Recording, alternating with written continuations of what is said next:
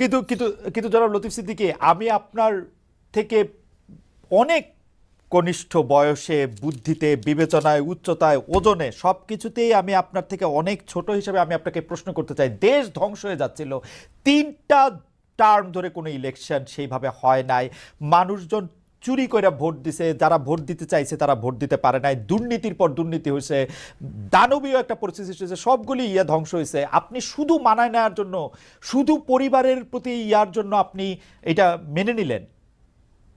আপনাকে কি? হ্যাঁ, জি না জনাব, জনাব, জি জি না। আমি ভবিষ্যৎ চিন্তায় আমি এটা মেনে নিয়েছি। এখনো আমি কিন্তু অনেক কিছু মেনে নিচ্ছি। আপনার কে বলি, আপনি এই 2024-এর বাজেট অধিবেশনে আমার বক্তৃতা শুনবেন। সেখানে আমি স্পষ্ট করে বলেছি যে অনেকেই বলেন আমি শেখ হাসিনার সমালোচনা, আওয়ামী লীগের সমালোচনা করার পরও শেষ পর্যন্ত আমি শেখ হাসিনার পক্ষ অবলম্বন করি। আমি বলেছি হ্যাঁ করি, কারণ আমি দেখতে পাচ্ছি শেখ হাসিনার পরে বাংলাদেশের পরিণতি কি হবে, বাংলাদেশে কে নেতৃত্ব দেবে।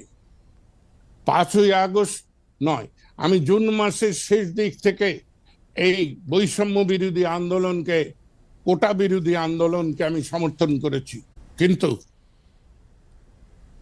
আমি বুঝেছি যে কি হবে। আমি আশান্বিত হয়েছিলাম যখন ডক্টর ইউনূসের নাম ভেসে এসেছে, কারণ আমি ডক্টর ইউনূসকে পছন্দ করি, এ কথা কিন্তু কেউ বলবে না। ডক্টর ইউনূস স্বয়ং জানেন আমি তাকে পছন্দ করি না, কিন্তু আমার মনে হয়েছিল যে বাংলাদেশের সাধারণ জনপরিষদ, জনগোষ্ঠী, যারা কোনো স্বার্থের কাছে নথি স্বীকার করে না, তারা এক বাক্যে ডক্টর ইউনূসকে মেনে নিয়েছিল। এবং আজকে বাংলাদেশের এই 5-6 মাসের অবস্থাটাকে আপনি দেখুন।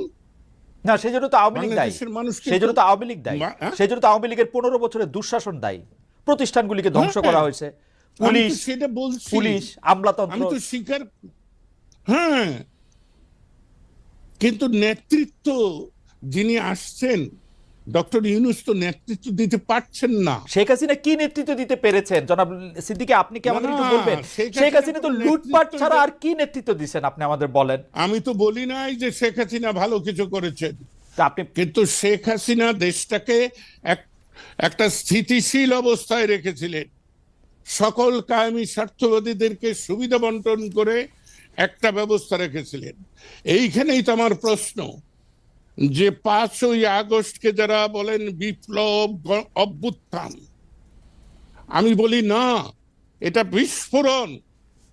বিস্ফোরণ যদি না হবে, আপনি বলুন 5ই আগস্ট 5টার সময়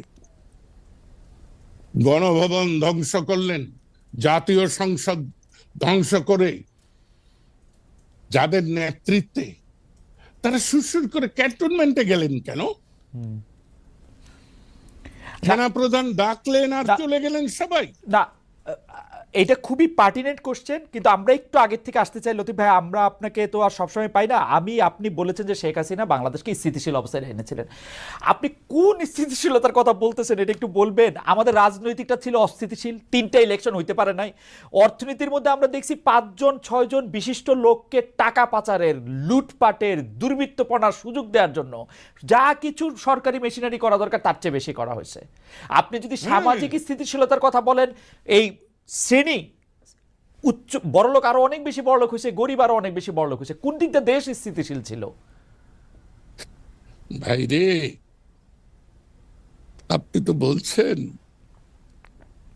আমরা তো, আমি যদি বলি দুইটা সামরিক শাসন, এটার দুটি সামরিক শাসন যদি না আসতো, একটা গণতান্ত্রিক পরিবেশ যদি বিরাজ করত, 75-এ যদি জাতিরাষ্ট্রের পিতা বঙ্গবন্ধু শেখ মুজিবুর রহমানকে হত্যা করা না হতো, তাহলে আজকের অবস্থা সৃষ্টি হতো কিনা তাতে আমার সন্দেহ আছে। তাই শেখ হাসিনা তো বাতিল মাল, সে গণদুশ্মন, এতে আমার কোনো কথা বলতে লজ্জা নাই। এবং তার সঙ্গে কাজ করেছি, সেজন্য আমি অনুতপ্ত অবশ্যই। কিন্তু আমি ইতিহাস তো আর স্বীকার করব না, আমি ইতিহাসকে বিকৃত করব না। Make sense, make sense. অনেকেই তো আওয়ামী লীগ করেছেন। জি হ্যাঁ, জি।